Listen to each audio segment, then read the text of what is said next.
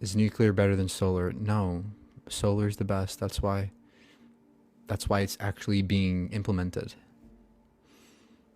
How long till capitalism falls in the U.S.? I don't think that it's gonna fall, but I think that there's gonna be a paradigm shift as AI and robots take over lots of jobs. You know, it's gonna be a bumpy ride these next 5 years.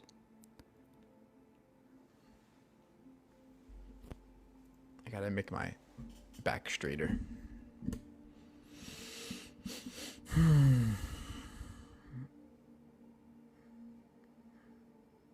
Do you like nuclear? I don't know why people keep talking about nuclear. I don't know. I don't understand that whole nuclear nonsense. Why are people focused on nuclear when clearly solar and batteries and wind is literally the best form of energy, the cheapest, most scalable? That's the solution, right? I'm not saying nuclear is bad, but the focus should be on solar, and that's why China is building tons of solar. They know it's worth it. It's a good investment. Nuclear is not a good investment. It's too expensive. What do you think about trying to put our consciousness into a digital server? Yeah, I think that's awesome. I think that eventually you'll be able to turn your consciousness into a digital form. It won't be you. It won't be your exact consciousness, but it'll be a kind of digital form of you that'll exist forever. Why do Americans hate China? I don't know if people hate China. Solar panels have a large carbon footprint. No, they don't. I don't think people grasp the fact that over time, right, the amount of energy that you get from solar completely dwarfs any negative impact. How many genders are there? There's many genders, just more than two, because gender is not sex, right?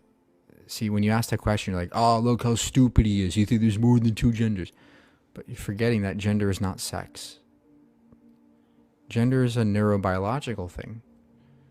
It's more than just your genitalia, right? So people don't grasp that yet. They're still stuck in like 1800s understanding of sex and gender. China spies on us. Like we don't spy on China.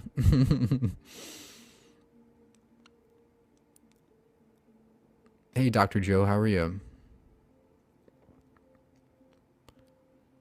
Solar takes up too much space. I don't think you guys understand how much space nuclear takes.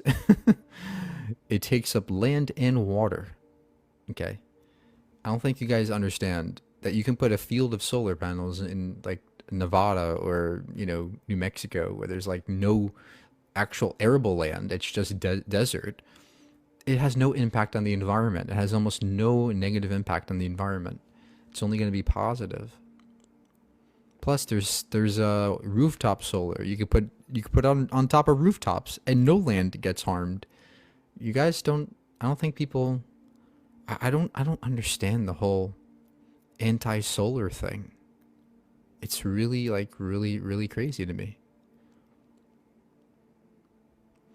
What do you think about the eight Democrats? Did they make a mistake? I don't know. I'm tired of politics. What is your thoughts on quantum fluctuations within a vacuum? They exist. Yeah, we can measure quantum fluctuations. We know they exist. Um, the only question is, what does this imply for the universe? Right? There are some quantum mechanical ideas in which you can get an entire universe, space and time, and matter with merely a quantum fluctuation in empty space. You know, it's fascinating. The possibilities.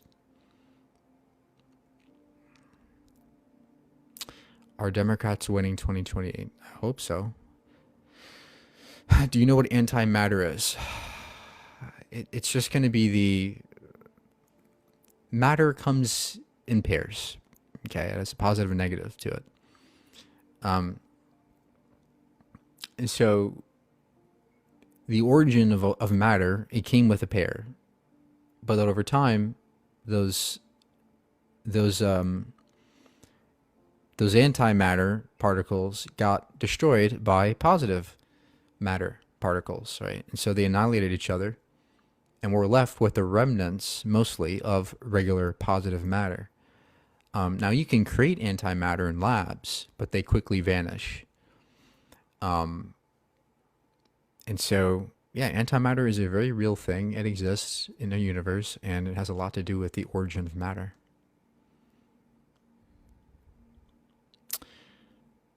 Weren't you Christian? Yeah. Boy, girl, man, woman are all genders. So yeah, there's more than two. Uh, well, yeah, technically, yeah, but people would just say they're that's the same thing, right? Boy is man, it's basically the same thing. But yeah, there's obviously more than just two or three or four genders. How long until digital consciousness would you guess?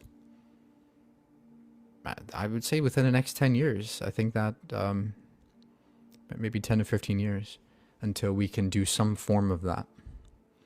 And eventually it'll be so good that you'll be able to upload every memory you have, every thought you have onto the digital cloud. Do you believe in free will? Not at all. What percentages of science do you think we have discovered so far?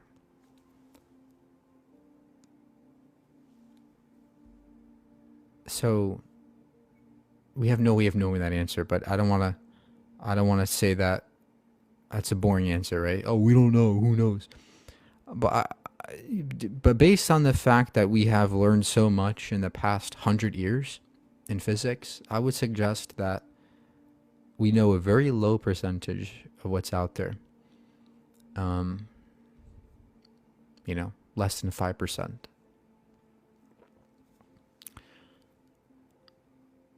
And it could be the case that knowledge is infinite, right? It might be the case that there's no end to the knowledge in the universe that could be obtained.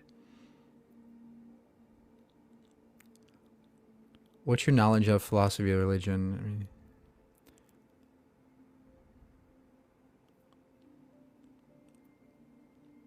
what do you mean not at all?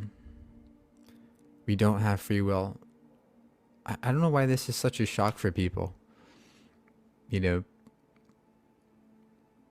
guys, everything you do is literally determined by the brain. Okay? Everything your brain does is determined by physics. Everything you don't control your thoughts, right? You can't control your thoughts. Okay, you're just the most recent manifestation of the physical biophysical processes that are happening, right? It feels like we're aware. It feels like we're free because we're aware of what's happening in real time, right? We have conscious observation of what we're doing and what we're thinking, but that's an illusion of freedom. In reality, technically speaking, everything you think, everything you do, every hand motion you make, right? Even me doing this right now is something I was determined to do by my brain, right? Interactions with you guys, right? I was completely influenced by the outside world. I, whatever that means, has no control here.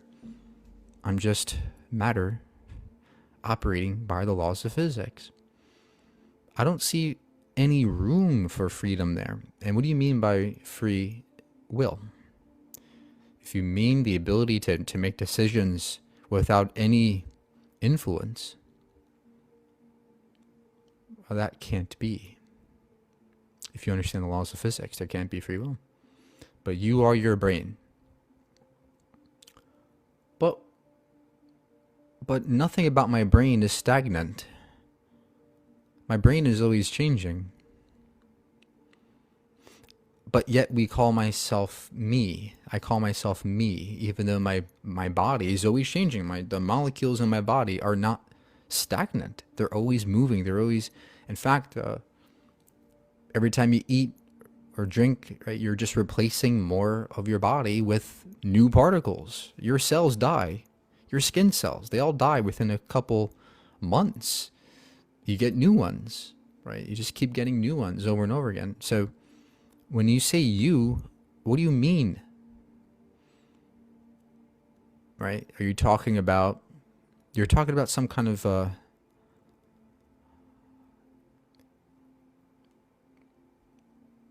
you're not talking about a physical thing, you know? The soul, there is no soul. The thoughts on Pascal's wager, I think it's ridiculous.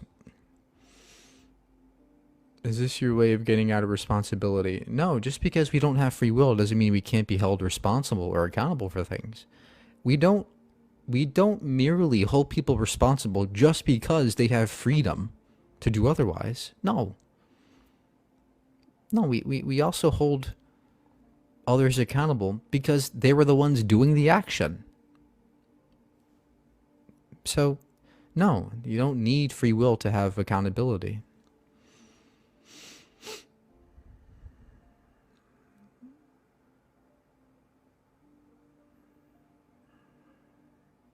I agree that free will doesn't exist, but determinism doesn't.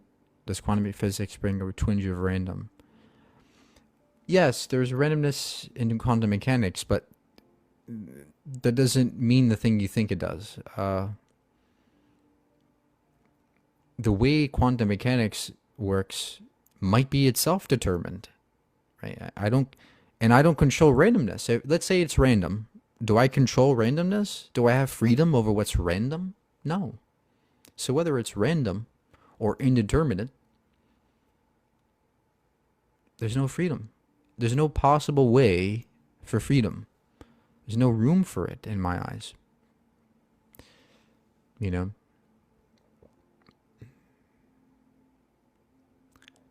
Mike, thoughts on Three-Eye Atlas? It's a rock. It's a rock that came from another star system. It was nudged by likely a gaseous giant in its planetary system, light years away, and it got flung in our direction, and now we are seeing it, and it's emitting gas in the form of CO2, CO, even nickel. Gaseous nickel is being emitted because it's full of nickel, and there are certain molecular compounds in the rock, in the comet, that allows nickel to sublime, and we see that as evaporate. And so that's what's happening. You know, it's flying past us very quickly. People love to mystify things they don't understand. Does the host have a girlfriend? No. But how do you love someone without having a soul? I don't need a soul to love somebody, right? I can love somebody just with sheer sheer chemistry, right? Sheer physics. You know? Hey man, we debated and I've been vegetarian for nearly 6 months, trying to be vegan. Awesome, good for you. Do you believe in absurdism, nihilism, existentialism, or anything else? I don't know what you mean. So those are going to be main categories of philosophical ideas, but I don't know what you mean by, in what regard are you talking about nihilism, right? In what mode? If you just mean, this universe has no purpose, who cares, right, all that, I don't think that's true. It may be the case that the universe itself has no purpose, but that doesn't mean that we can't create purpose. And so I don't see a reason to be a pessimistic nihilist, right? You could be an optimistic nihilist, which is what I just described. And so to me, I don't question that. I don't have these existential crises in my head. That's long gone because I just live my life. I don't care if the universe has no purpose or not. It doesn't bother me, right? I don't, I'm detached from that idea that there has to be somebody out there caring for us and meddling in what we do. I've detached from any kind of goal, for the world. I just don't care. I just live my life day to day and do the best I can. And so you can call that optimistic nihilism if you want, but that's just how I am. I think that that's the most consistent thing to do. What color were dinosaurs? That's a great question. Uh, so we have some very good evidence of skin pigmentation. We also have imprints of their skin. And so what scientists do is they take a look at the imprints, they look at the fossilized and soft tissue remains. There's some soft tissue we have, and we compare and contrast it with modern day birds, and we know that modern day birds are very colorful, and so we can infer that yes, dinosaurs likely had all kinds of different colors to their skin and their fur, blue, blacks, white, reds. Very likely that the dinosaurs are very colorful.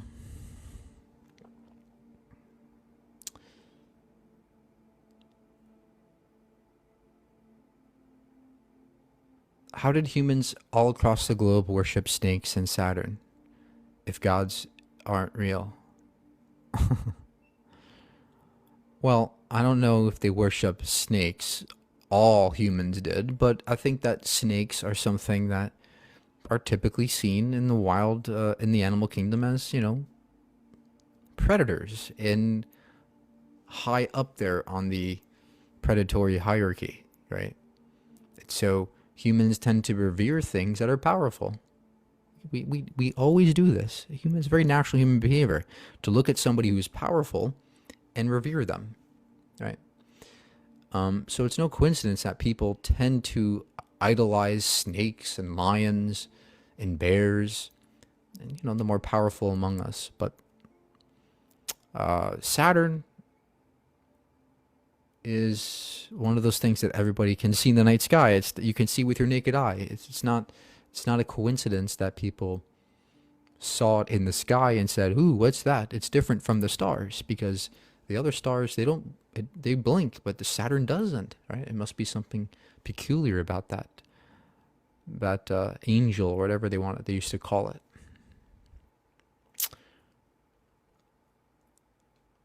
Thoughts on Buddhism? I think it's interesting, but I don't have any kind of religion. What do you feel about vegans who own pets that are carnivores? There's nothing wrong with having a pet who's a cat or a carnivorous animal. However, there's a problem with, I think, breeding animals into existence. I think there's a problem with breeding animals for the sake of having them as pets or for the sake of selling them. I think that's wrong. But rescuing a cat, I think is fantastic. If you have to feed the cat tuna or whatever, I think that's perfectly okay. Um, However, there is evidence that cats, even cats, can be vegan. Dogs, we know for sure, can be vegan, and there's good evidence that cats can also be fed a purely vegan diet. It just has to be closely managed. And yeah, so if you're talking about cats and dogs, they can be plant-based diets. They should be, in my eyes. But is it wrong to feed them tuna just because you might have a precautionary principle for not feeding them a vegan diet? Well, that's fine. I think that's okay.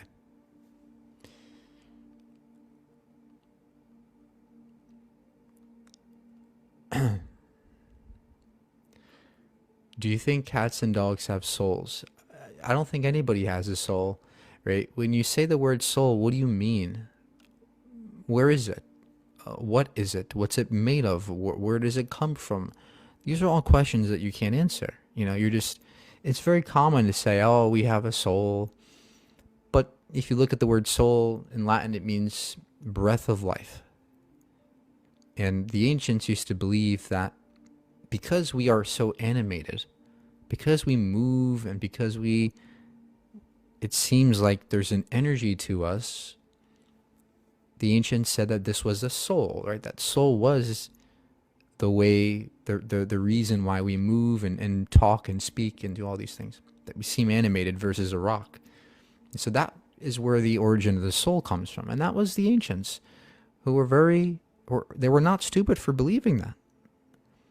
But today, we now know that there is no one entity causing you to be alive. No, life is a biochemical process. And what makes you animated is the sum total of all those biochemical reactions happening in throughout your body, the trillions of cells in your body. They work together, and that's what animates you. And so we can reduce the soul idea to something like, biochemistry. And if that's what you want to call a soul, fine. But to me, I don't think that a soul in the traditional sense makes any sense. No, I will not advocate for JD Vance. The energy in us never dies. Well, yes, but it goes into the air, right? When you die, the energy that makes you animated goes into the air, the soil, the water, the environment that it came from, right? That's where it came from. Every time you drink or eat food, you're taking energy from the outside world and inputting it into your body to sustain your life process. And then what happens to the food? It goes out your butt. You're inputting and outputting energy all the time, right? And so when you die, it's going to go up just like where all the shit goes, into the air, into the environment, into the water, right? So, there's no mystification needed, right? There's no any talk of, oh, where does the energy go when you die? That means we have a soul. That's a misunderstanding of physics. Okay.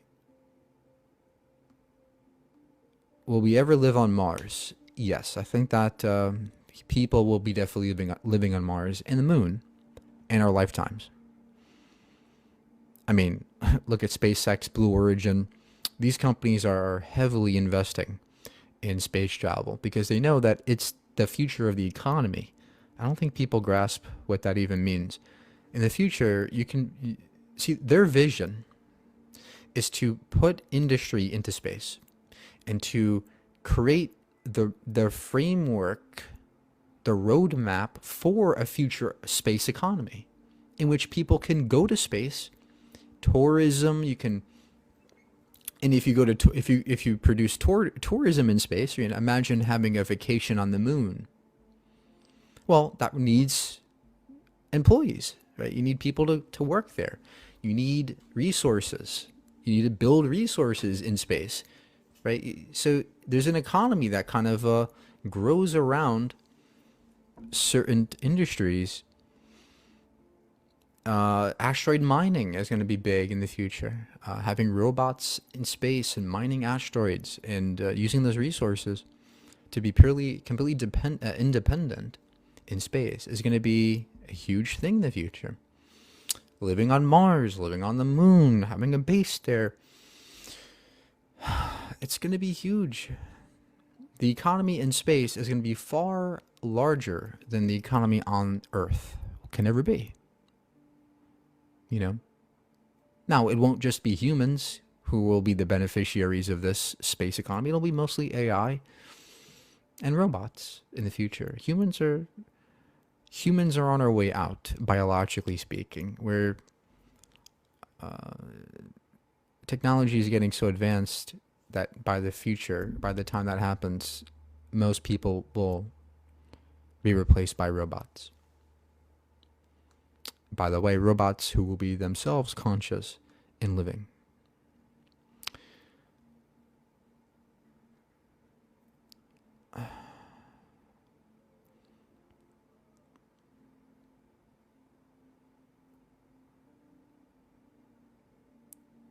Do you think Blue Origin fight with celebrities with real... What? Do you think NASA lie about going to the moon? No, we have moon rocks from the moon. How do we get that if we didn't go to the moon to grab them? We have video footage of people on the moon doing experiments with hammers and feathers. You can't fake that with CGI, especially not back then in the 1960s. You can't fake that. We you can see with certain telescopes the remnants, the rovers, the flag on the moon. There's no way we could have faked that. It would have cost way more to fake that than to just go to the damn moon. It's not that big of a deal. For that time, yes, it was. But look, the moon is only 200,000 miles away. That's like, maybe 100 trips to, like, the grocery store. 100,000 trips to the grocery store.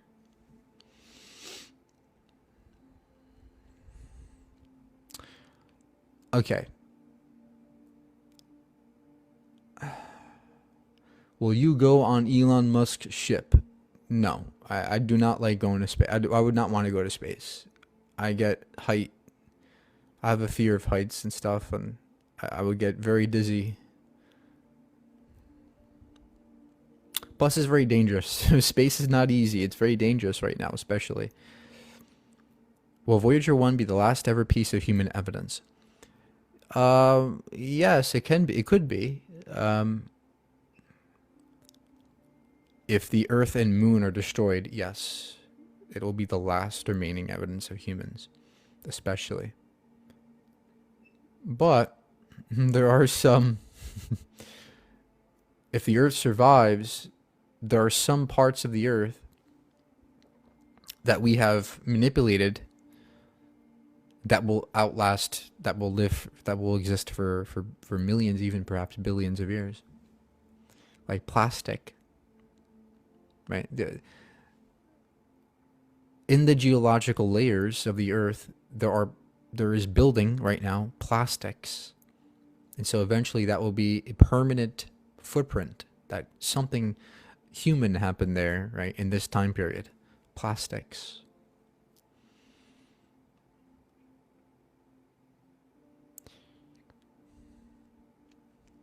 Thoughts on the Quran? It's nonsense. Can you copy your consciousness and put it in the cyborg? Digitally, yes. Look, you're not going to be able to ever replicate your own consciousness biologically unless you have some kind of technological interface, right? But in the future, it'll be easy to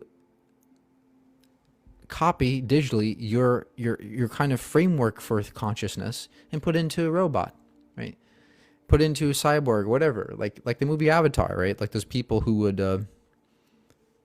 upload their consciousness to some kind of body or some kind of thing. That'll be possible in the future. But again, it won't be your exact consciousness, because the only way you can do that is to be you, right? With the same biochemistry that you have, right? But so unless you can do that, unless you could replicate yourself entirely biologically, then yes, that'll be possible. But I don't know if that is going to be. I don't think that's very economical.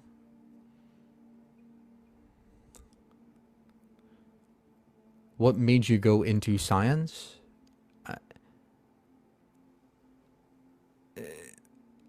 I don't know how you can look at the universe and just go, "Oh, yeah, not for me. I don't care for looking into this more."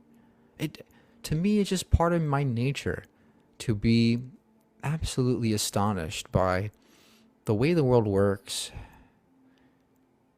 Space, stars, Earth, life. It all fascinates me. And the idea that science, that's not for me. Like that, I don't understand. I never understood that. How could you not?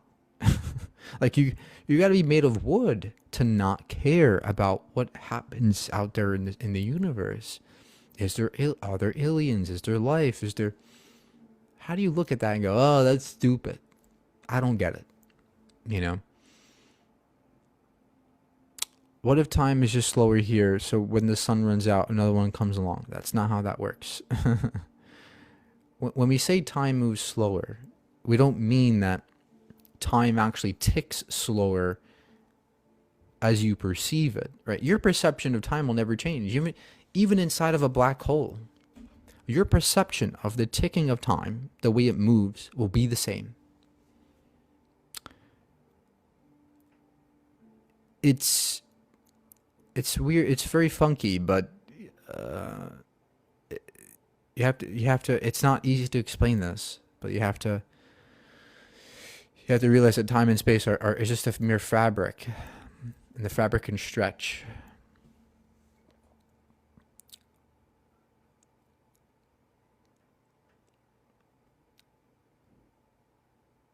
Should we depopulate? No, I think there's no reason to look. My answer is this: let people be people. If they want to have kids, let them have kids. If they don't, don't. There's no reason to fight either way. Oh, let's have more babies, or let's stop having like. Just let people be the way they want to be. Um,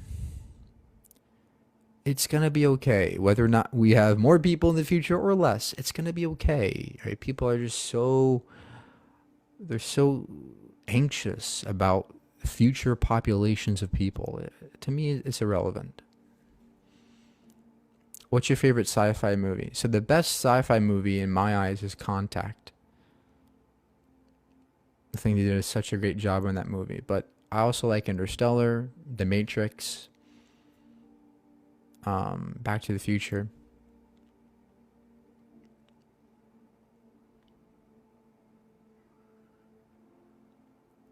This is the guy who thinks we have 24/7, 365 battery storage.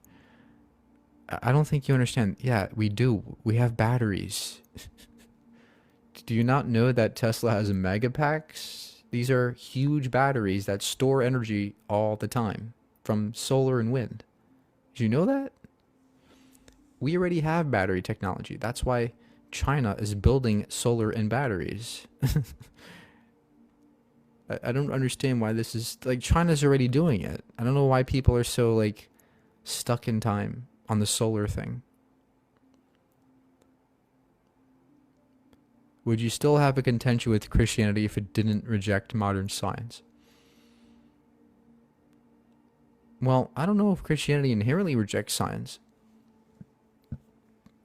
There are some people out there who might find a way to fit and squeeze science within the works within the Bible, but the obviously the biblical claims are going to be so reduced, right? And your religion is going to be so reduced to something that offers little value. But yes, I would still have a problem with Christianity even if it accepts all the science, because there are certain parts of that Christianity that requires you to have a faith. It requires you to believe in the unseen. It requires you to think uncritically. And it requires you to kind of exhaust all of your critical faculties or suspend them temporarily for the religion. I think that's not something I could ever afford. I don't think that that's ever a good thing to do.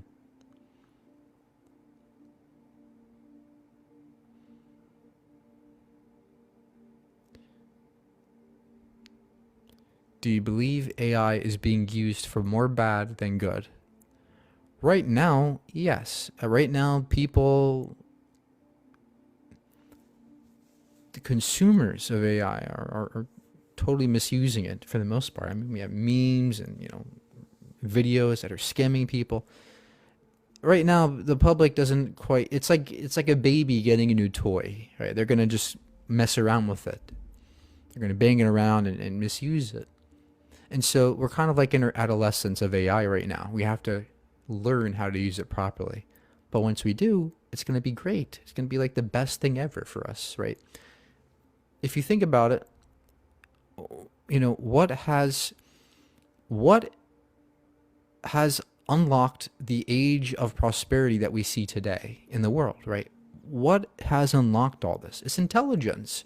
It's human intelligence that unlocked the Industrial Revolution, that unlocked science, that unlocked medicine, and all these fantastic endeavors. They're all mainly here because of intelligence. And so if you can replicate that digitally in an AI system, that's beautiful, right? Imagine being able to replicate intelligence and multiply the intelligence. And that intelligence can compound far faster and larger than any human brain can do. And so reaching AGI will be a huge accomplishment for us and a huge benefit for us. Let alone ASI, right? Super intelligence. Imagine having access to super intelligence. Imagine what that would unlock for the future. So I am very pro AI. The problem is that people need to learn how to use it properly. They don't right now. Most people don't know how to use it. But, we're learning, so I'm not a pessimist here. Tesla Megapack store energy for 8 hours. Yeah, you can have alternating batteries, right? You use one for 8, use one for another 8, and then one for another 8. Wow, look at that. You get 24 hours of usage and storage. Okay.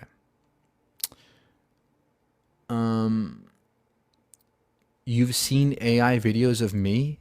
Really? Please tag me in those. I want to see that because you've seen AI videos of me. Really? I never saw one before. What is the theory of everything?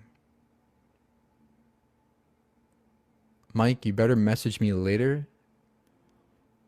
If you're real, maybe we'll see, but I don't know. I don't know who you are.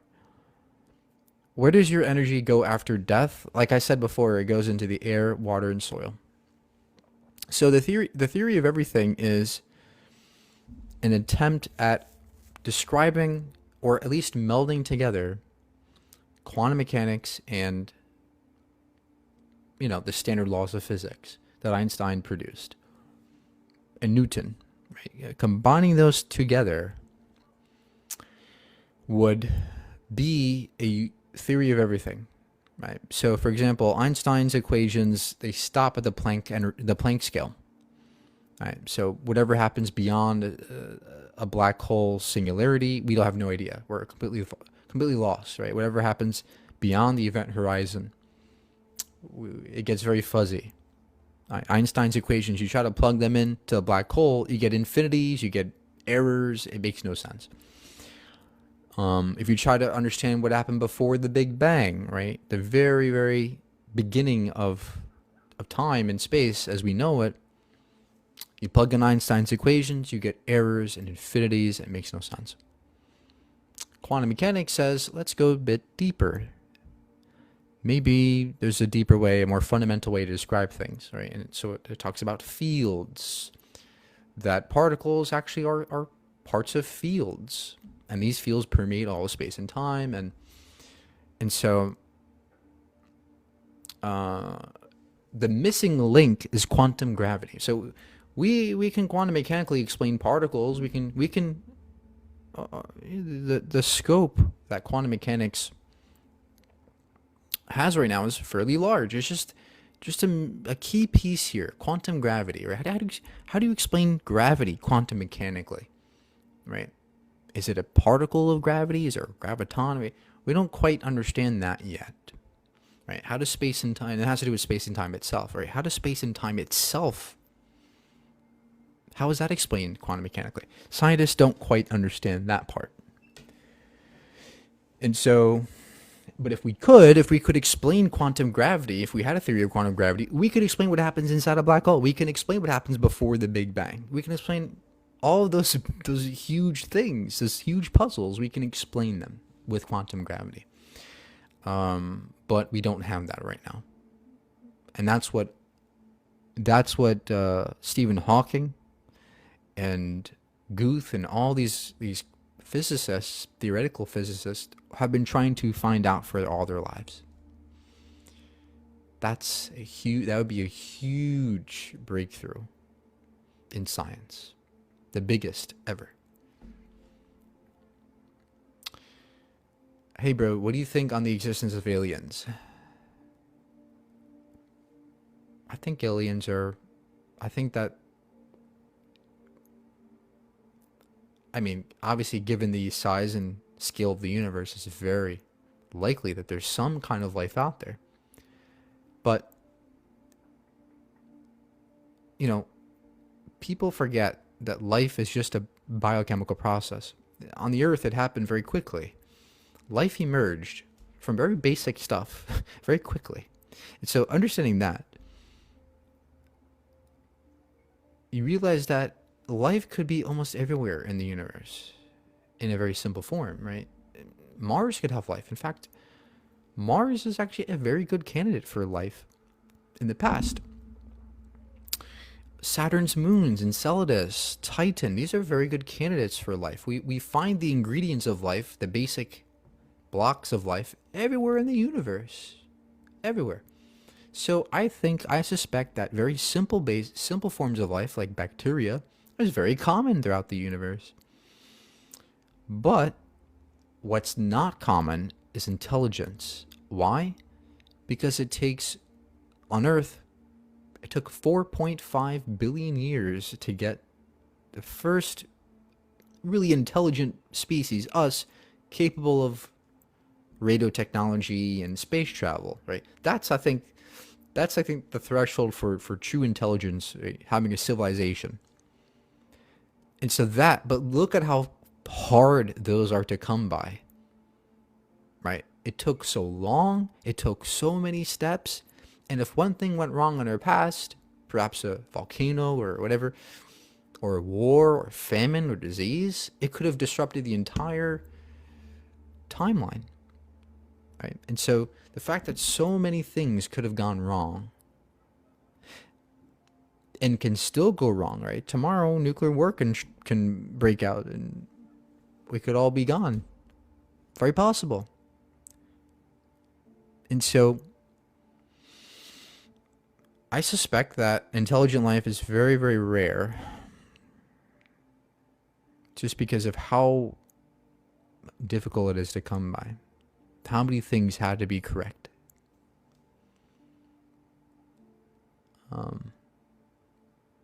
But there's still lots of galaxies out there. And so even if there's only one or two in civilizations per galaxy, that's billions or even trillions of intelligent beings out there in the universe. So I'm saying the size and scale of the universe, mathematically, it's just inevitable that you're going to get lots of life out there. You know. How does a rocket make it to space since it's a vacuum? I don't know what you mean by that. Why couldn't a rocket go to space? It's just being propelled one way. That's all a rocket's doing, right? You're just pushing, you're using rocket fuel to push the opposite way, and that gives you opposite force upwards. That's all it's doing. That it happens in space too. In fact, in space it's a bit easier because there's less gravity and there's no air. So, yeah, I don't understand your question. String theory. Yeah, string theory is one of the ways in which, one of the attempts at describing gravity.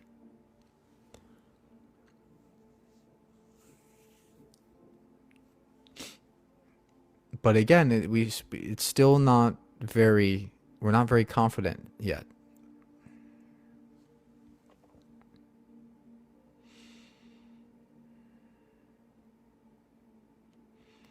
Do you think there's non-human life on Earth?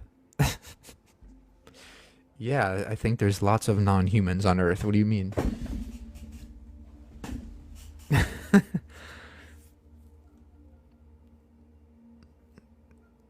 Interstellar is the best movie. Changed my mind. Yeah, it's one of the best. I mean, it's not.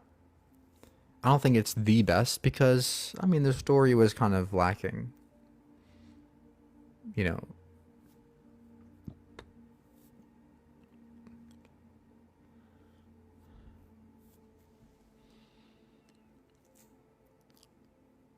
did you heard that they are sending a rocket to Mars? Yes, Blue Origin is sending a satellite to Mars in a couple days. And that satellite is going to be able to detect the atmosphere, go peer deeper into the atmosphere of Mars and look for evidence of past life, look for evidence of the Martian past.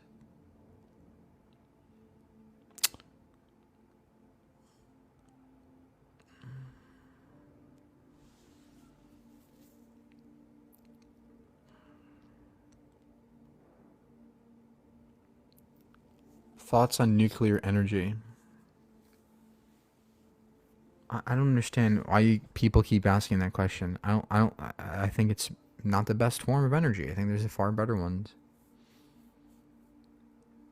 How do you believe there's life outside of Earth? Do you believe there's life outside of it? I don't know, but I suspect that there is. Why does it feel like we have free will? If I don't.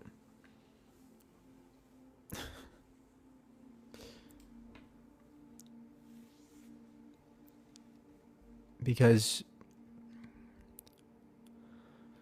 you're very aware of what's happening in your space, in your body. You're very aware of what you're doing. It just happens to be that humans are uber aware of what we are doing. And and so it feels like when I move my hand, I'm doing this freely because I think, and then bam, my hand happens. My hand moves. Um, but technically speaking, my brain is performing a series of calculations. I don't control that. There's no me there's no, I'm not saying, okay, your brain think this, and then it thinks that. It's just thinking. It's just doing its own thing, right? And I'm just here moving and operating according to my brain's operations. I'm not prescribing my brain to do what I'm doing. Right? I'm not telling my brain you must do this and then it does it. It's the opposite. My brain is in control here. And my brain itself is not something I control.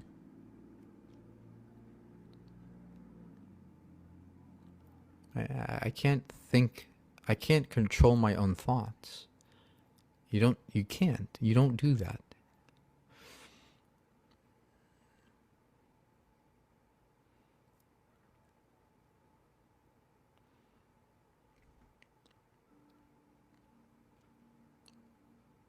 But you do. Okay, well, how about this? Don't think of orange. Don't think of orange juice. Don't think of orange peels. Don't think of the color orange. Don't think about orange. Don't think of what orange smells like. Don't think about that. What do you think about? Orange. You can't control your thoughts. It only feels that way because we are the ones doing the thoughts. Right?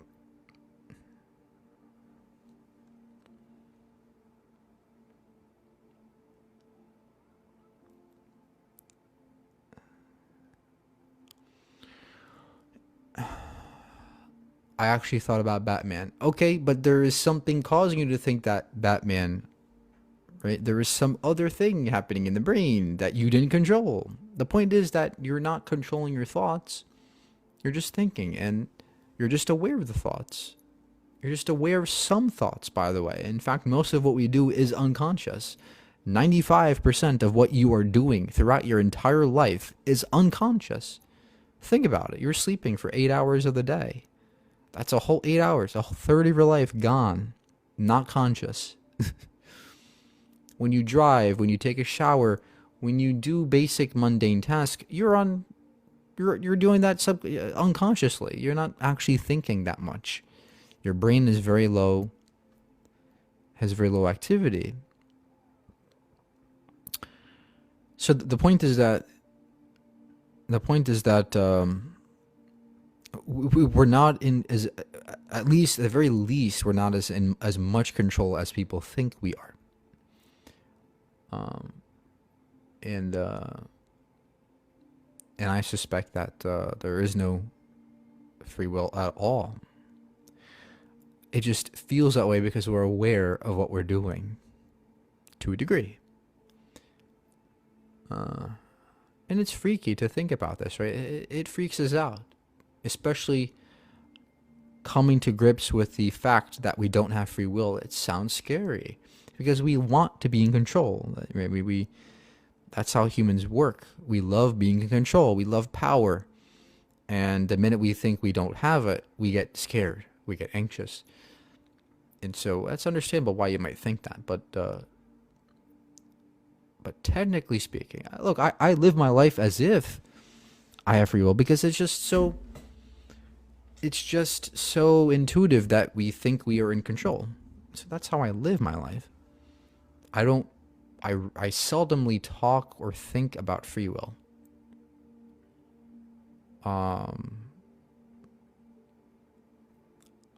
But the point is that I don't technically we don't have it.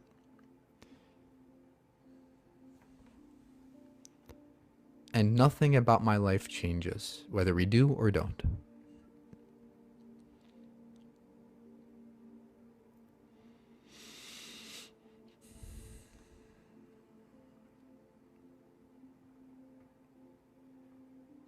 Are you worried about the aliens coming? I don't think so.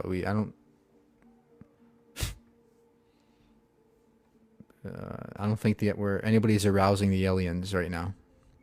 Interesting how consciousness comes attached to physical chemical processes in the brain and nerves.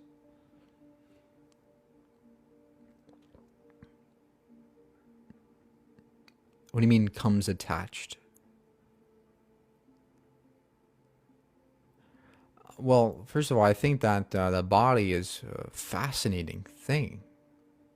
The way the nervous system operates is fascinating. The amounts of nerves in our bodies, it's a fascinating thing. It's incredible how the body works. Especially consciousness and awareness and feelings. But at the same time, you can reduce it to just biochemistry, right? It can be reduced to something that is purely physical. But it doesn't take away any meaning, though. Right? People think, oh, you're just matter and motion. But to me, it's incredible that we are just matter. I mean, look at what this matter can do. It's fascinating. When configured in a certain way, what matter can do. There's no magic that's being taken away when you recognize it's physical.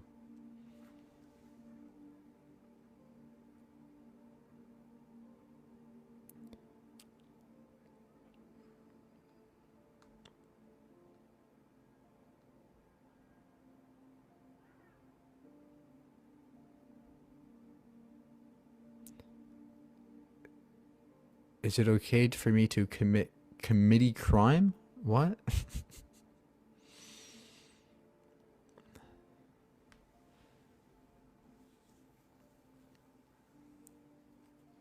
How did we end up with over 7,000 languages in the world? Well, the human body can perform many sounds and noises and pronunciations and all kinds of things we can do with our mouths. It's no wonder why there's so many so many languages. There's so many ways in which we could speak. There's so many ways in which we can form sentences and form words and letters and symbols.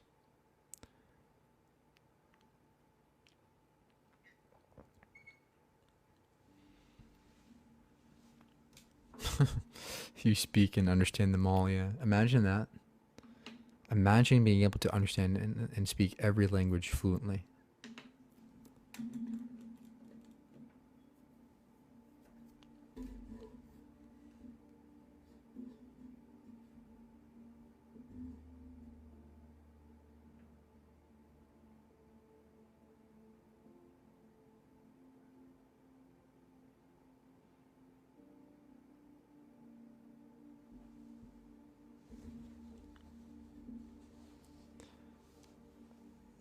Dude, what is this person doing in the comments? Are you American? Stop it. I'm so tired of that shit.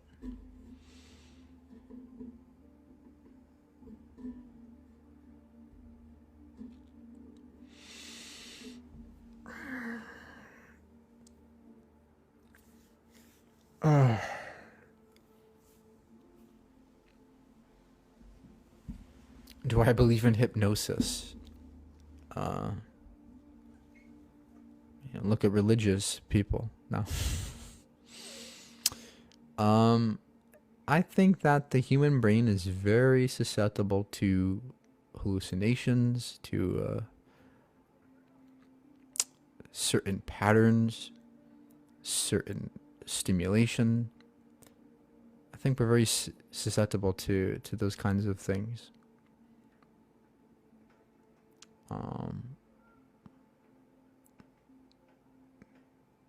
Now, clearly, it doesn't work on every person. I think there's a neuroscientific reason why hypnosis happens in people, but I don't think there's no mystification to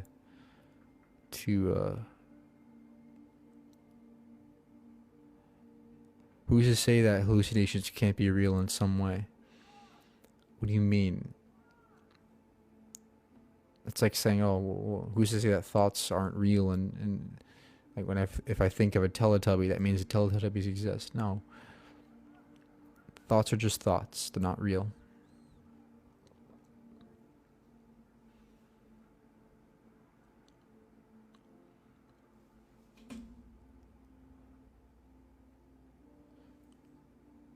Why are frequencies being hidden from us?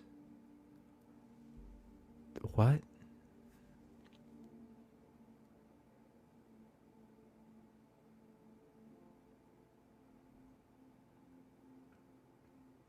Don't think of orange just by suggestibility. That's just an example. Like the point is that we can study the brain and we find that before you act and do something, the brain's already thought of it milliseconds before you do it. So we know the brain happens, but your thoughts happen before you do things, right? And so we know the brain is active and generating thoughts before you even do it.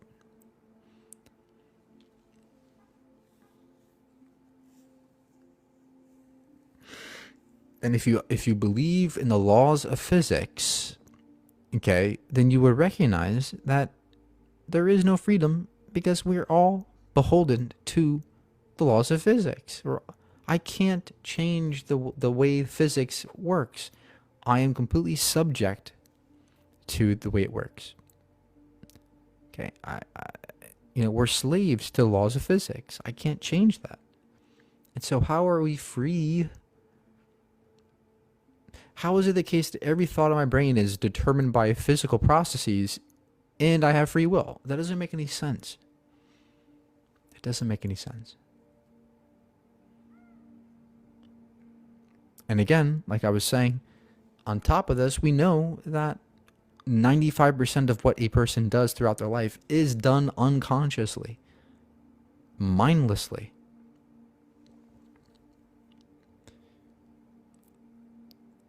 There's very little room for free will in my eyes, if it's even possible.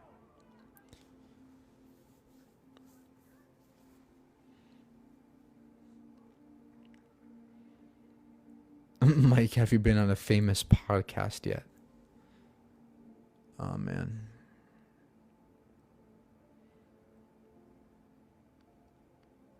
How do choices work if we can't control our thoughts? We can make choices. They're just not free. They're just determined choices. I don't know why this is so hard for people to understand. I can deterministically make a choice. That choice is going to be influenced by my environment, everything about physics. There's no freedom there.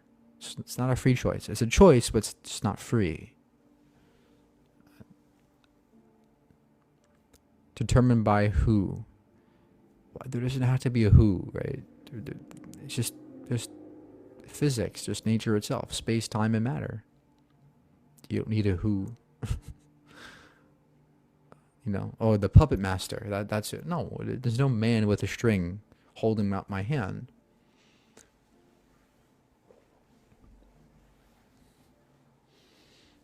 But that's what we do, right? We always look for the who's doing this, because that's how we commonly understand things. There's a who behind it, right? Who made this food? Who made this house? Who made this tree? Who made this art? Who made this writing? There's always a who behind things, and so we go, oh, look, there must be a who behind the universe.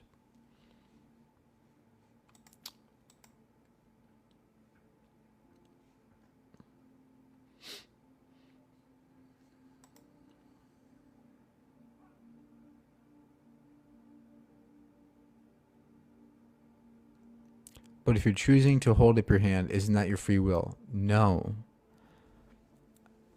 My moving my hand is determined by my brain, and my brain is determined by physics. It feels like I'm freely doing it because I'm the most aware of my doing it, but it's not free.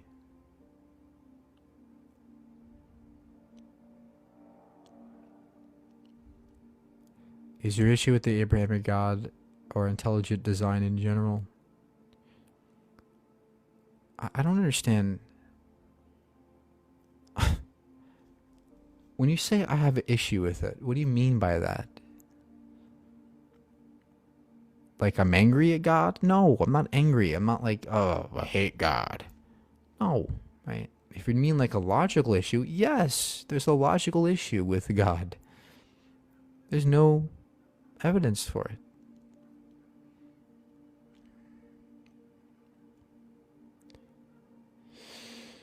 Okay. Determined with a bit of randomness. I don't know what that even means. That randomness might be determined by some higher physical law.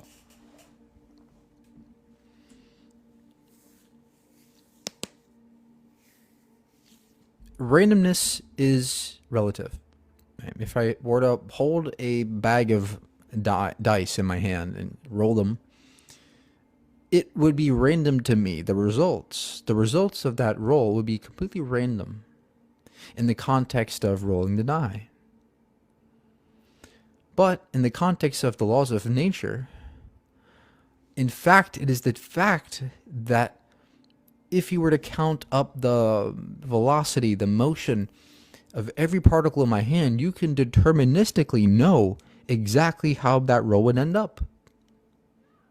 So what seems random is not always random, right? There might be some higher functioning that randomness fits within.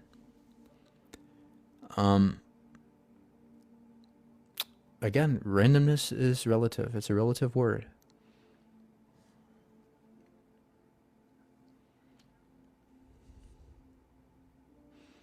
Just like evolution, right? People say, oh, mutations are random. Well, yes, they're random in the sense that we don't know what a being is going to develop in terms of their mutations. But according to the laws of biology, it's not random. Mutations are not random. There are clearly physical reasons for each and every mutation. It's just that the results in our eyes is random to us.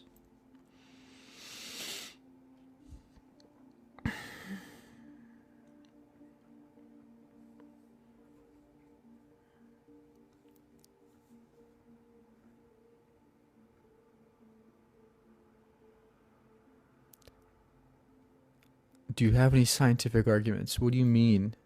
For what?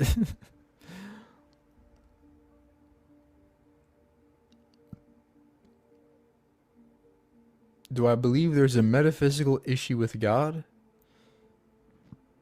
Depends on what your metaphysics is. Um,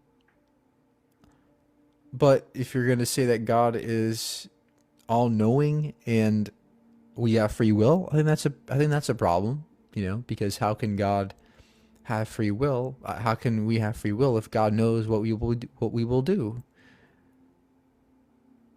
It seems like that there's an underlying determinism in the world that we must follow a certain path because God knows the future and he can't be wrong about it. So that infallible foreknowledge implies that we can't have free will. So there's a metaphysical issue there.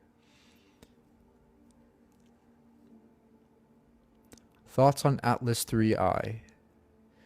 It's a rock from another planetary system. That's all it is, guys. It's not aliens. It's not Jesus. It's not aliens. Can we stop now with the alien thing? Just let it go, guys. It's a rock. It's an interesting rock. It's alien. It's an alien rock, but it's not a organism. Mike Burgundy formula: atheist and vegan, contradictory morals. What? What? Okay, point out the contradiction. I'd love to hear that.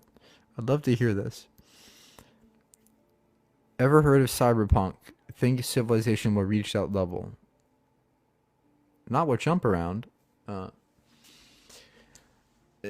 I think that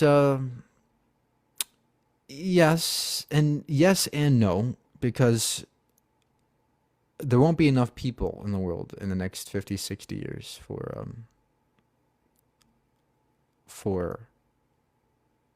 that kind of civilization to happen in the way we have civilization. Right now, there's lots of people in the world, right? There's 8 billion of us. But that number is going to decrease in about 50, 60 years. And I think it's going to decrease even quicker because of AI and robotics. And so, I don't know. To me, when I think of the future, I think of a very low population of people and mostly robots and AI. Mostly robots. Civilization will be very different within the next century, as it was 100 years ago, right? If you notice, the trend is that the more we grow in technology, the exponentially more different the world is. 2025 is very different from 1925 versus 1825 to 1925. Or 1825 to 1725, right? The differences are logarithmically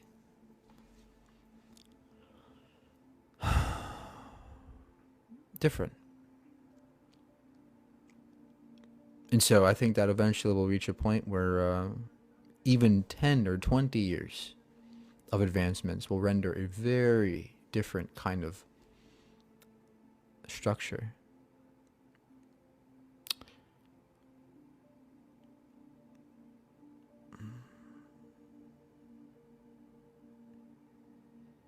The last time technology was more advanced, they built the pyramids and the Mayans had advanced tech. No. First of all, it doesn't take advanced technology to build the pyramids. It just takes a lot of manpower, okay, and slavery, which is what they had back then. I don't think you guys realize, but they had hundreds and hundreds of slaves forced to work on that thing for generations. Do you guys realize that? Secondly, the the Egyptians were not dumb. They were very smart. They had mathematics, and so they understood how to. Um, they understood some physics too. They understood that if you wet a stone and you put air, trapped air or lighter material on the bottom of it, it will float. And they had rivers and canals around the pyramids back then, and so they clearly were able to lift the rocks through water. They also used they also wet sand, and they realized that there was less friction when you can move rocks easier on sand when you wet it. They were very smart. They were very clever, and so just because you are not clever enough to understand how it worked doesn't mean that aliens must have done it. You know. But if you think about it, the ancient Egyptians and the ancient Mayans were the same people we are today. They had the same brains we do. They were just as capable as we are. Now, we have all the access to information on the internet, right? Now we have far more education and we have learned so much more, but theoretically, the ancients were the same people as us. They didn't change much in a couple thousand years. So people they underestimate how smart our ancestors were. They think that they're all just cavemen. They're stupid. No, they were very smart.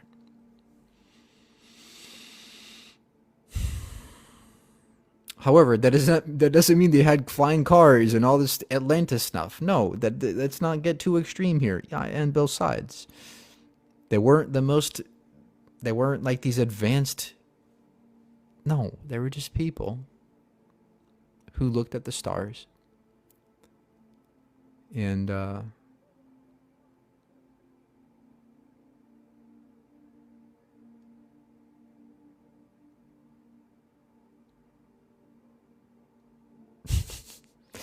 Egyptians had UFOs. Yeah, trust me, bro. They had UFOs, but they would just lift the rocks, hover them to space, and lift the rocks. Atlantis is not real, guys. It's not real. Newsflash: Atlantis is not real.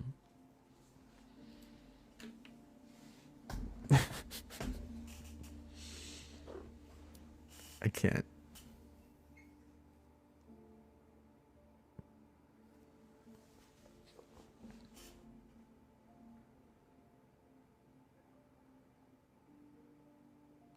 Okay, yes, workers and farmers built the pyramids, but I'm sure because they had slaves back then, slaves also did it.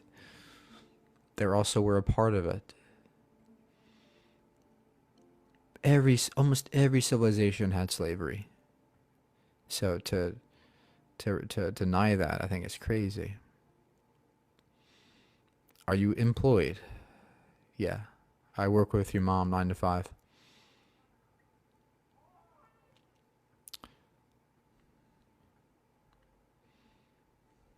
Mostly weekends. Tell them ancient aliens have been debunked. What do you think about the Neuralink? I think it's great. I think it's fantastic that it can be used one day to restore functioning in people's bodies who are paralyzed. That's a beautiful thing. Imagine one day being able to cure ALS and all these degenerative diseases. Imagine that. Imagine restoring sight to somebody who's blind or hearing to somebody who's deaf.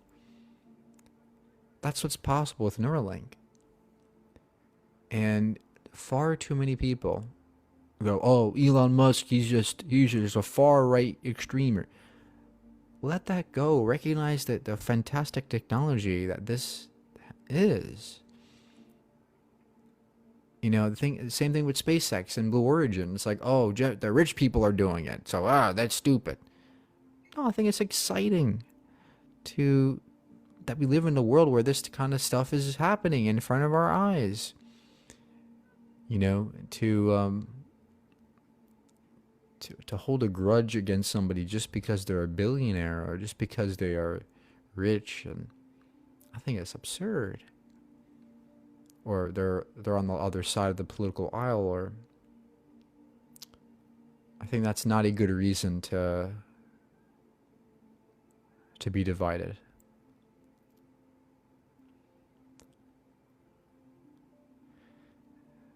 Elon wants chips in the brain to monitor our thoughts. Again, that's just propaganda. No, that's not true. There's no evidence of that nonsense. What are you talking about? No. Stop it. I saw you on the Atheist Experience. Yeah, thank you. Yeah, it's a good experience. Pun intended. I started my journey as an atheist watching Atheist Experience, and so to be on the show is a great honor.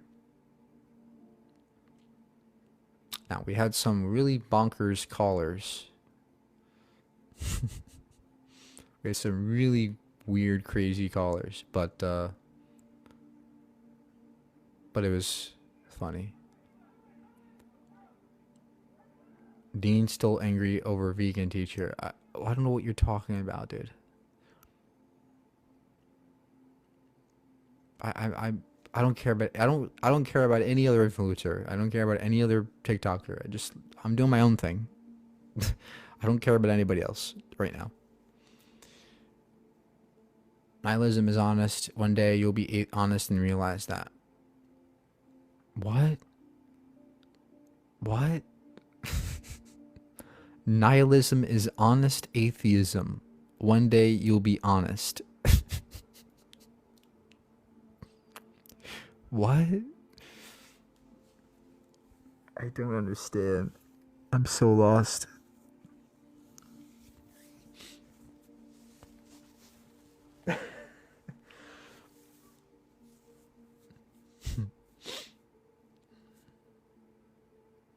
Maybe I should get off now.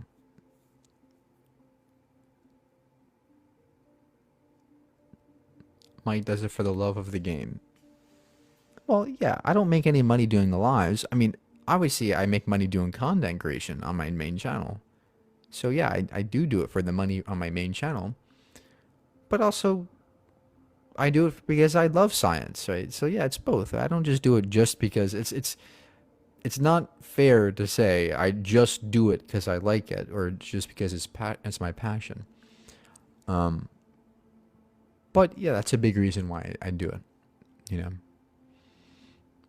it's okay. And look, it's okay if other people are motivated by money to do things. It's okay, right? Everybody needs money in our society, and so to shame people for going after money, I think it's a bit wrong. But yes, a lot of times that money thing can get in the way of authenticity. And I try to not have that happen at all. One day you'll understand, Mike, but you'll have to open your soul. All right. Take your medicine, Dad. Grandpa. Every Egyptian has a scorpion on their head. Built by the aliens? Okay, we're getting some crazy comments. It's that time of day, guys, where all the crazies are coming in now. I'm about to head out now. So, I'm gonna go watch some Rush Hour with Jackie Chan. We're not doing this. Slaughter plants. Plants are not sentient. They don't feel slaughter. They don't know what slaughter means. They don't have any pain receptors. They have no experience. It's like a protein in soy diet. I don't think you even know what soy is. You probably think it's estrogen. How can you be laughing after all the flowers you've killed?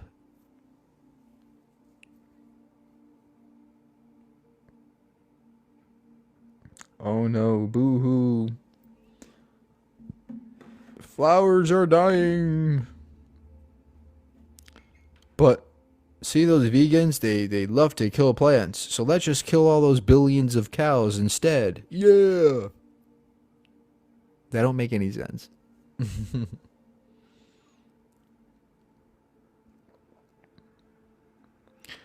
If you're not consuming science-based documentaries every second, you're a dishonest scientist.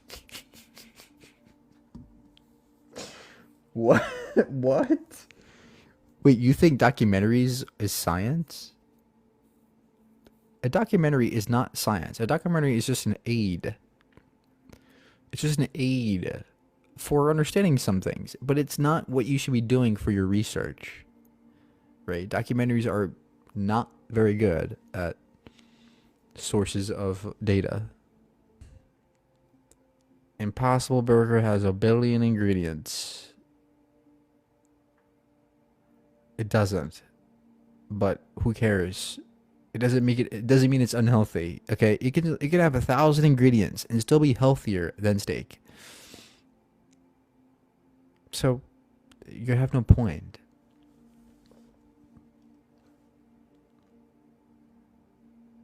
Thoughts on 80% of jobs being automated? Do we need universal income? Oh yeah, we definitely will need it in the future. Um yeah, there will be a point where all jobs will be done by AI and robots. Because look, if you think about it, there's nothing that we need to be doing that robots can't do, right? Um so the next 10 years is going to be very very important. But I don't know what the future holds. I don't know if, because look, right now you have the conservatives who are so against socialism, right? And so any talk of UBI to a conservative, they're gonna be like, no, that's stupid, right? And so I think the Democrats are going to be more empathetic towards UBI and universal income. But I don't know how that's going to work out though, right? I don't know. I don't know what's going to happen in the end. I don't know if the right will move towards more towards it or the Democrats will. I don't know. But all I know is that there's going to be a big shift in the way it's done. Processed factory made garbage is not healthy. Again, that's not true. Just because it's processed doesn't mean it's unhealthy. Again, first of all, vegans don't have to consume processed food. If you want to be vegan, you could be a whole foods plant-based vegan. You don't have to eat processed foods. Okay? So stop. This whole argument is moot. But furthermore, studies have shown that Impossible Burgers and Beyond Burgers are just as healthy. They're actually better for you, if anything, than steak. Because steak has cholesterol and fatty acids that are very unhealthy for you. And the burgers don't have that. The Impossible Burgers don't. And overall, vegan diets are far better for you.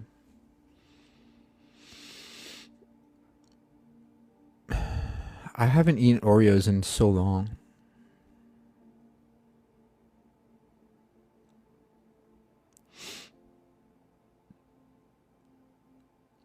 Seed oil, there is no such thing as seed oil inflammation.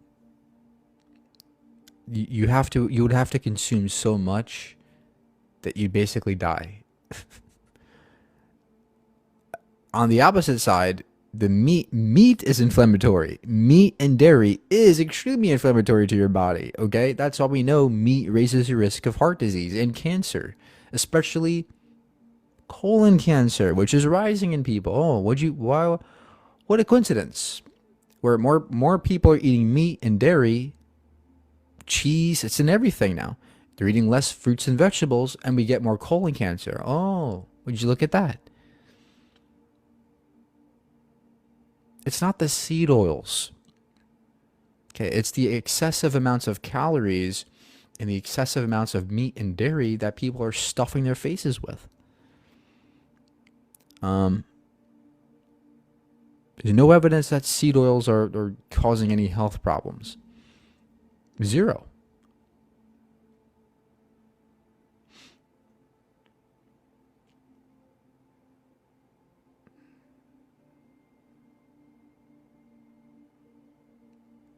You just looked up ChatGPT. Meat is not inflammatory. ChatGPT is not a source of information. You can't trust it. The World Health Organization deems red meat a group 2A carcinogen. Okay? That's the definition of inflammatory. Okay? We know that meat raises risk of cancer and heart disease. We know the mechanisms. We know that it causes arterial plaque. The cholesterol causes plaque in the arteries, and that can clog your arteries and give you a heart attack. Okay? Fruits, vegetables, beans, rices, nuts, and seeds, these are the most anti-inflammatory foods available. That's why vegans have way lower rates of disease. So you know more than Joe Rogan? Yes.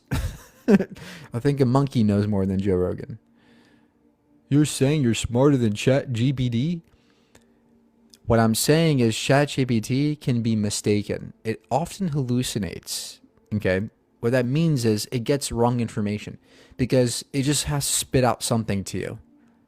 Right? And so if it doesn't know what to tell you, it's just going to make up something to fill in. That's what a hallucination means. And those happen very often. That's why you can't trust it. Okay? It's not a good source.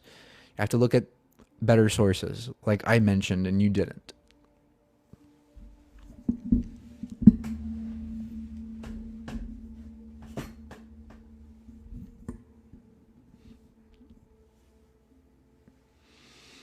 Hallucinations don't happen when you ask it basic questions like that. That's just false. Hallucinations happen all the time, no matter the prompt, no matter how large or small the prompt is.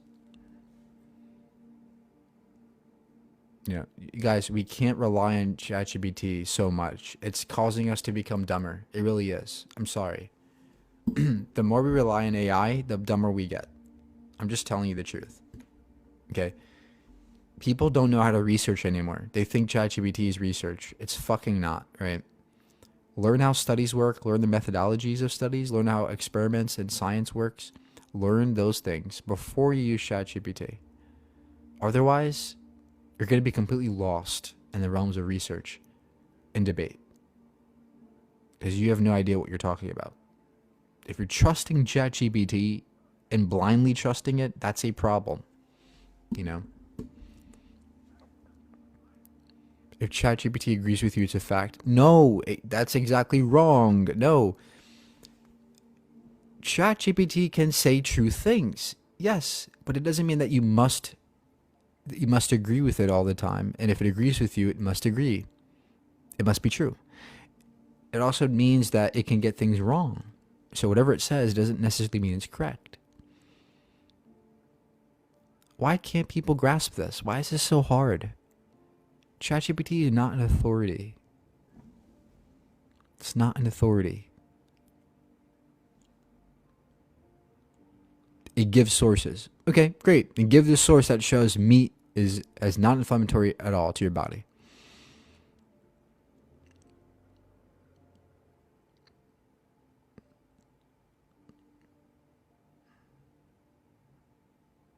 How do you maintain empathy when the gap between your intelligence and others becomes clear? That's a very good point.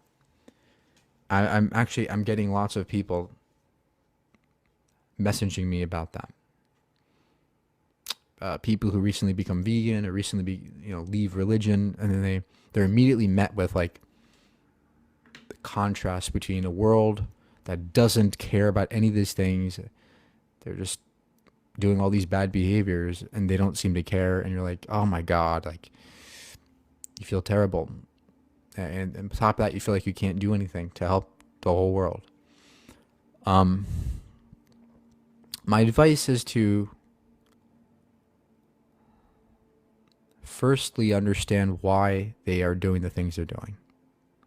It's not that they're bad people inherently, right? It's that they're just misinformed, they're misguided. And look, there was a time where I wasn't vegan. There was a time where I didn't believe anything I believe today. But I was still a good person who was trying his best. I was still deserving of love and respect and kindness. Okay? Even if I was a meat eater. Even if I was bigoted in some ways, right? I think every person deserves respect and patience. Secondly, you're putting too much on your plate. You know, we all have access to the internet today, and so we see the entire world's happenings, and then we get caught up that we put too much on our plate, and we think that we have to fix the whole world, right? Because we're thinking so globally now, and so we think that we have to. That exacerbates the anxiety we have because you think you have to save the world, and the world's going crazy. You have to stop that and remember that no one person can fix the whole world. Think locally instead of globally, right? Think of your local environment and how you can take those simple steps. Take as much as you can chew. Take tiny steps to do something better in your community, okay? That's how you alleviate that anxiety. Because you can't change the world on your own. No one person can do that. It takes a group of people, and it takes steps to get there. And so you're putting too much on your plate. So take it easy. Do things you can locally in your community and take it step by step.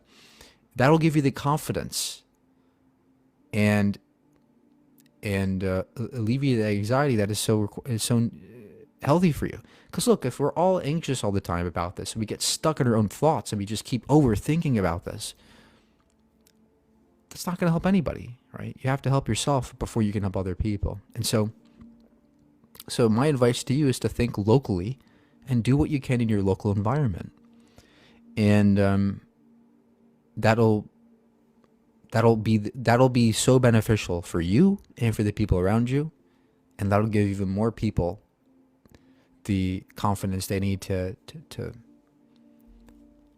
spread out. And this is what Jane Goodall advocated for, right? She understood that, because she often went around the entire world and gave lectures about the environment and the animals, and what she found was a lot of people were anxious about the world, and she realized that no one person can fix the whole world. So stop thinking that you can. Stop being anxious about that. And what she focused on is helping communities, empowering people in communities, one by one. That's what she did. And so that's the right approach. That's the more fruitful approach than, oh my God, everybody around me, they're not vegan. They're anti this. They're bigoted. Why don't they change? Oh my God. Like, that's a recipe for extreme anxiety. It's not helpful for anybody. It does not help anybody to do that. So I know it's hard at first, but you have to teach yourself and condition yourself to think locally, and recognize at the same time that just because people disagree with you doesn't mean they're bad inherently. That it's okay. It's going to be okay.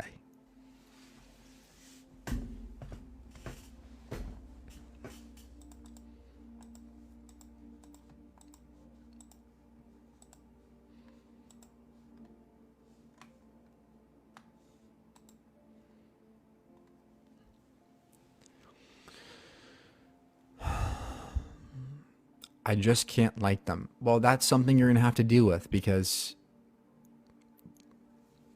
on both sides, we have to work together, guys. Like, we have to get over this division thing. Oh, you're the right, you're the left, you're Republican, you're Democrat, you're this, you're that. we gotta find some connection, man. We keep getting divided, and we're so polar. Like, if we don't find connection, nothing's gonna work. Nothing's gonna ever be done. So we can't be so. We can't hold so many grudges all the time against other people. We can't demonize other people. And it's gonna take that work for us to make changes. You know.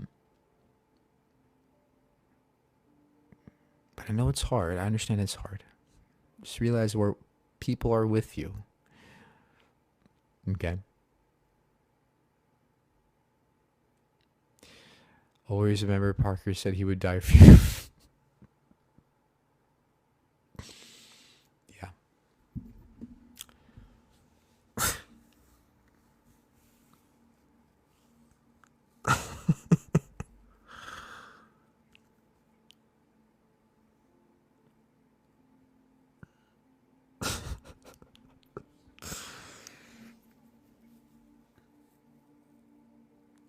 Did you go on the atheist experience? Yes, last night I was on the atheist experience. How do we distinguish mental illness disorders from people that believe to be a different gender? Nobody believes they're a different gender. You're confused if you think that's what's happening. Okay. First of all, gender is not a belief. Okay. Second of all, the gender you are is something you're essentially born with. Like, I didn't choose to be a man, right? I just how I was born. It's how my brain happened. Just the way my brain's configured. I didn't choose my brain. That's just how I am. And so trans people don't just sit there and go, "Oh, I'm going to choose to be a woman today." No, that's not what trans means. It doesn't mean transition to a woman from a man. No. That's confused. In reality, trans women always were a woman. Okay? They always were women. It's just that society acted as if they were men. Right? They put boy clothes on this person, and they treated her like a boy. And they assigned boy to that person. But that person grows up in that world and goes, "Wait a minute, my identity doesn't match this. I don't think like that. I'm not a boy, I'm a girl." That's what typically happens in our society, right? Because people often don't understand this. And so you might perceive that as somebody changing their gender, but that's not the reality. The reality is your perception of you being a man or a boy or whatever, or a girl, is coming from here. And it's not a mental disorder. Just like it's not a disorder for me to be a boy, for me to be a man in my mind. There's no disorder there. The only disorder arises when people feel that incongruence. They feel dysphoric about it. They feel stressed that their mind and bodies do not match. That's where the gender dysphoria can happen. But even that is very akin to anxiety, right? It's like anxiety. Somebody might have a panic attack. That could be a disorder. It's not that big of a deal. So deeming being trans as a disorder is so wrong. It's anything but a disorder. It's just somebody being who they are. You know?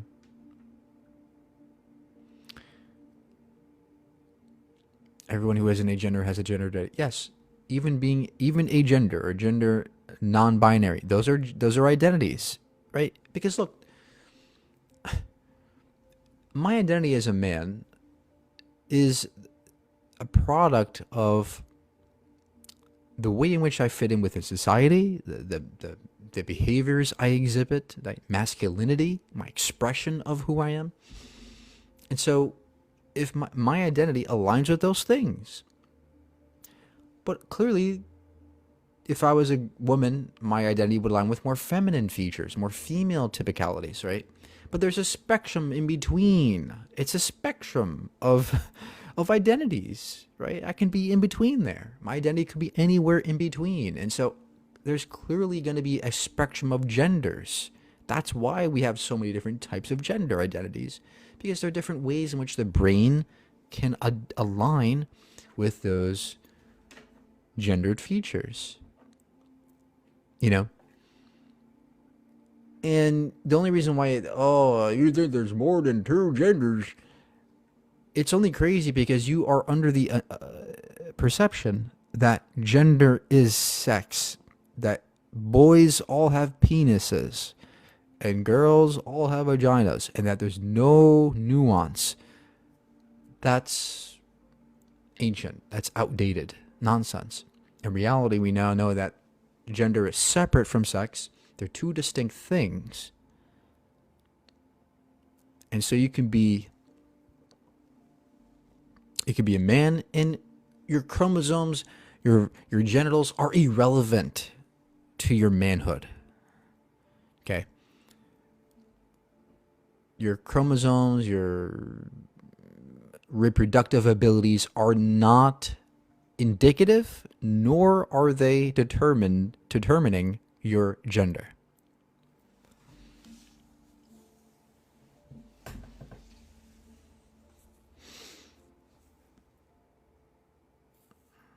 If my perception of reality closely aligns with a cheetah, can I dress up as an animal? There is no such thing as aligning your identity as a cheetah. Cheetahs are not an identity. A gender identity is a particular neural phenomenon. There's no cheetah neural phenomenon in the brain.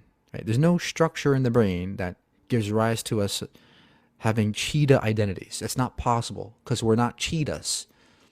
We don't have cheetah brains. And I'm pretty sure that cheetahs don't have the concept of gender. They don't understand gender identity. They don't have that kind of awareness like we do.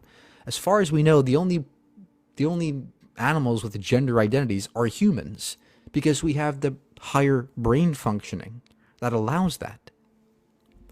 So no, you can't be a cheetah. And it's not just a perception. Okay? So my identity as a man is not just a mere perception. It's done unconsciously. It's an identity, right? This is something that's a very deep internal sense of who I am. It's not a mere belief or perception. And so you can't analogize identifying as a cheetah with a man or a woman. They're two different things.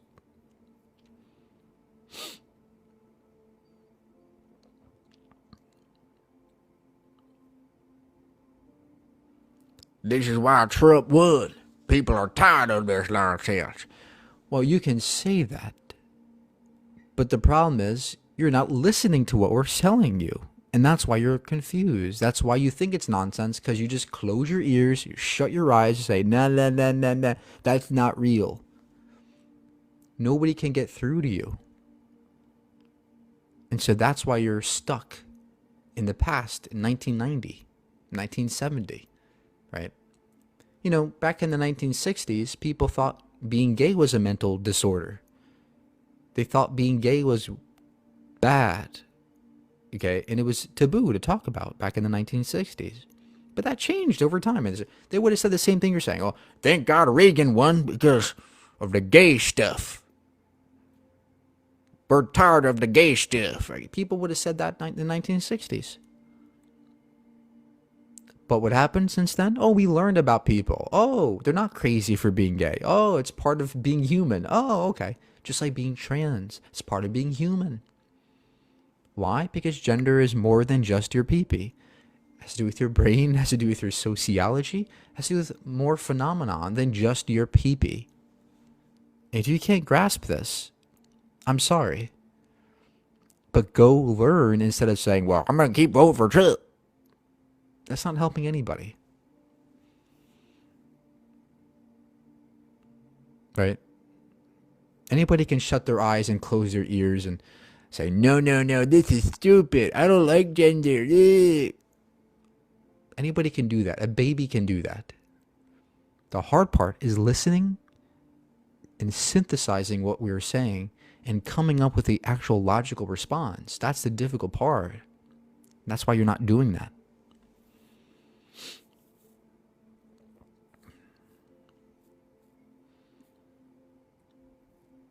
No other societies has this level of gender confusion. There's no confusion on my behalf. The only confusion is on your behalf, sir. And no, it's not true that we're the only societies that have gender spectrums. Look at the Native Americans, right? They have third genders, the two-spirit, right? They have all kinds of. We can go back to the ancient Egyptian days. You know, people understood that it's not just man and woman. There's nuance. There's spectrums. And you can shut your ears and say, no, that's not true. But again, a baby can do that.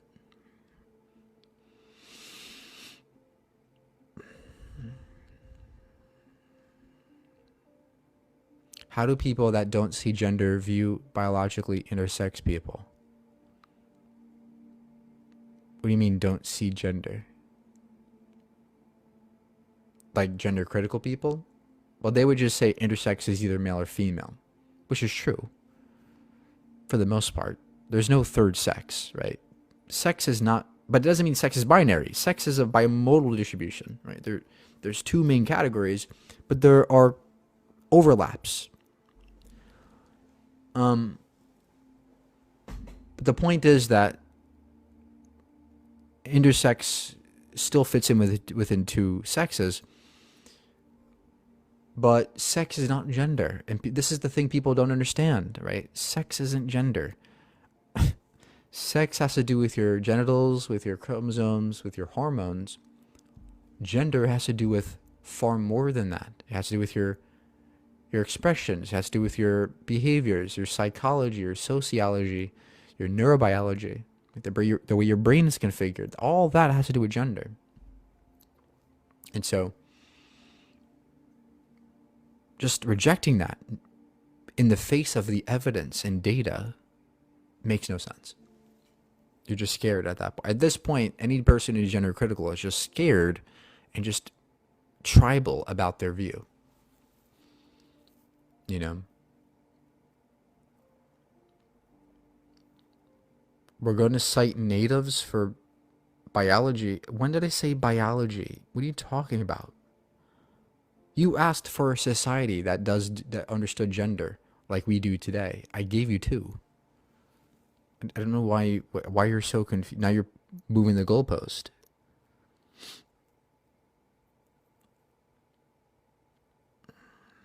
Exactly. We're so complex, right?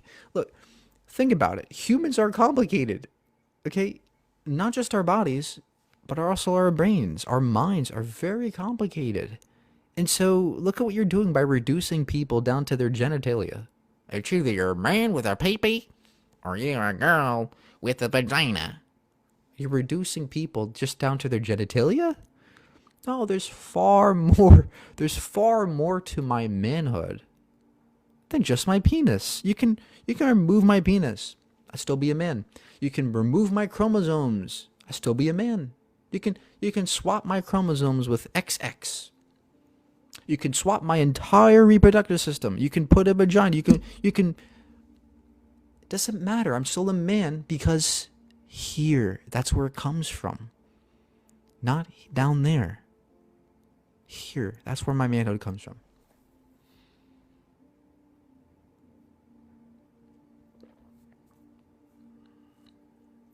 So, the point is that gender and sex are distinct, and this is the consensus amongst gender theorists and neuroscientists and endocrinologists. They recognize that gender is not the same thing as sex. And all the other side does is reject, reject, reject. No, no, no, no. There's no. That's not right. No, it's only two sexes, only two genders. If you notice, there's no argument on the other side except for, nope, that's not right. The science isn't there. That's all they got. Or, this is delusional. This is all delusion. That's the best you got.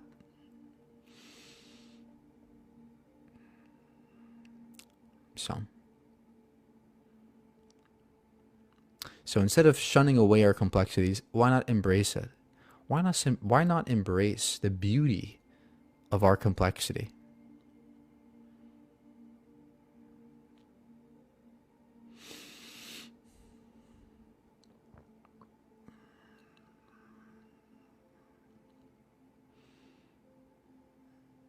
The irony is that the anti-trans folks actually believe their science is on their side. Well, they don't have any science though. Like what their main arguments are is linguistics. Can men be feminine? Well, then you can't decide that you can't decipher the difference. That's a linguistic error. Obviously, there is no one trait that makes a car different from a truck. Yet we can still categorize them too differently, right? There's no one trait that is definitive of a truck that a car cannot have. You can say, oh, a bed, but cars can have beds like the El Camino, right? So clearly there's a linguistic understanding.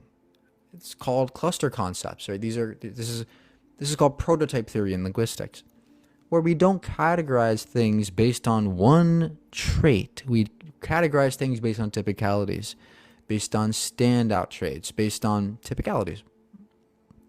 And so trucks, they don't always have a bed, but they typically do have beds. And that's why if a truck has enough traits of a truck, it's a truck.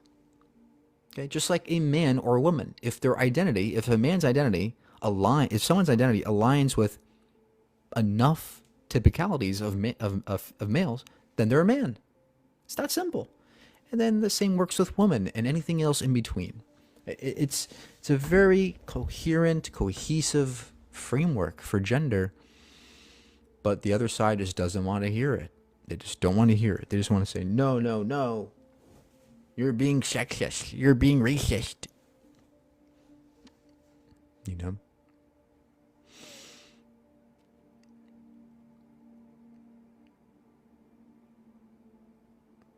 Biological essentialism is more correct. That's just a claim, right?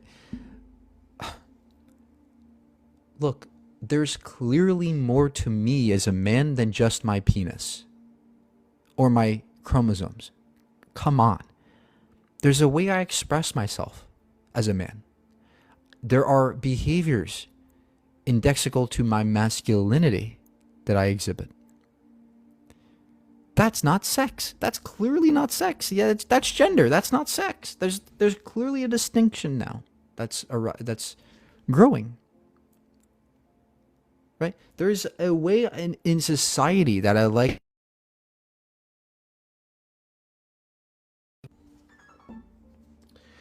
There's a way in society that I would like to be perceived with respect to my manhood. That's my gender roles I fulfill. I fulfill certain social roles with respect to my manhood. Wow, would you look at that? That's not sex either. And so there's clearly a gendered aspect to me that goes beyond my penis and my chromosomes. And regardless of my chromosomes, I would still fulfill those roles. I would still have those expressions. I would still have that identity. This is just basic. This is basic stuff. Basic stuff. What about non-binary? It's in the name. They don't fit within the binary. They fit in between somewhere or somewhere else. It's that simple. Right? Man, woman, non-binary means you don't fit within those two categories strictly. You fit in some other category. That's why there are multiple genders. There's multiple ways on the spectrum in which somebody can have all those gendered properties. You know?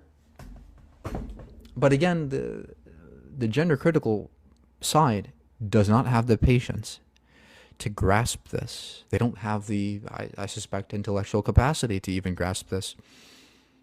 They're too eager to say, no, no, no, science is wrong. That science is wrong. It's not true. Stop coming into our bathrooms. They're so eager to demonize and to go, ew, look how gross they are. They're going into our bathrooms. They're going into our locker rooms with penises. Like that fucking matters. Like they're trying to attack you in the locker room. No, they're taking a piss. They're going into the locker room. Big fucking deal they have a penis. Big deal. So that's what they rely on, right? That the taboo side of this topic. You know, it's weird, it's icky to think about from their perspective. Think about so-called men in women's restrooms. So that's what they go with. They go with that. Oh, you want to put men in our bathrooms? How dare you? That's disgusting. You're taking away our rights. You're demeaning women. You're being stereotypical. That's all nonsense. That's all smokescreens. It's all nonsense that does nothing to attack gender theory, you know. So yeah, that's all I had to say, guys. I'm gonna head out unless there's a couple more questions. Explain block universe. It's very difficult to explain anything with respect to relativity without any kind of illustration. But see, the way people typically view time is that there's only the present moment, and the past is gone, and the future has yet to be here. And so we're stuck in this frame of time which is constantly moving forward. And that's how we typically view time. But the block model, Einstein's block model goes, what if time is actually just another dimension of space-time? We call it space-time. There's 3 dimensions of space, and there's 1 extra of time. And so instead of erasing the past and the future, we fit all timelines, all time frames on a block. And so every frame of my past exists still. And every frame of my future exists in the universe. All of time, all time frames, my past, my future, they all exist simultaneously as one block. And what we perceive as time passing is just illusory. Time isn't really passing. That's just a conscious effect. And so that's the block model, very simply put. It's a view of the universe in which space and time is just all present. All space and all of time is all present, right? Just like we say, all the space is out there, right? All of the universe is existing simultaneously with us. We can say that with time as well. All of time exists simultaneously in the universe. So the universe is seen as a 4-dimensional structure of space and time.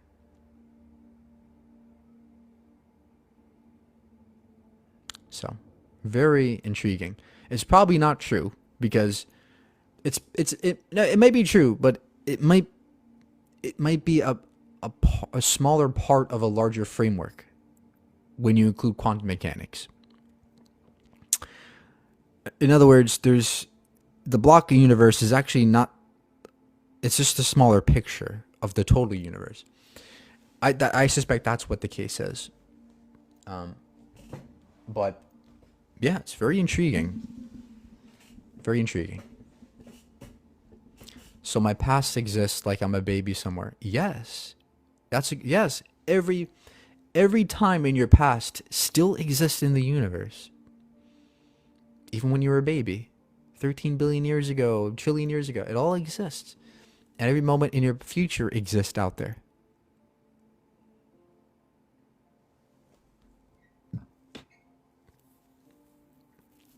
All time frames.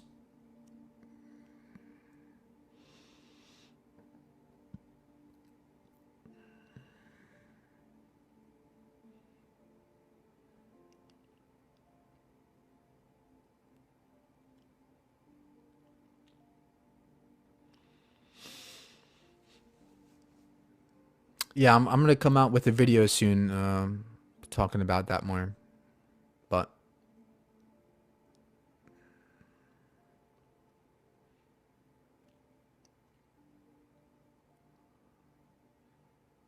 it doesn't seem to be real. My mind's going crazy. I know, guys. That's what I'm saying. I can't. It's hard to describe it to you guys and have you understand it. It takes time to understand relativity. It really does. Um, it's not something you can just tell somebody in one shot and they'll understand it completely. So, um, you gotta you gotta learn the basics first. Learn about the relativity of simultaneity. That not every event is actually perceived the same at the same time. In the grand scheme of the universe, an event might be perceived as being two vastly different times by two different observers, depending on its velocity and speed and motion. That's where the relativity of motion comes in, right? That's how we understand that motion is relative. That in actuality, nothing is really moving objectively or absolutely. There's no such thing as absolute motion in the universe. And in fact, that's why the block model happened, because you can extrapolate this and go, yeah, all of time, it's just there. It's like a movie, like film on a movie. All the film is there. The whole movie's there. Yeah. And the passage of frames is just not real. That's illusory. That's an emergent phenomenon. What's really fundamental is time.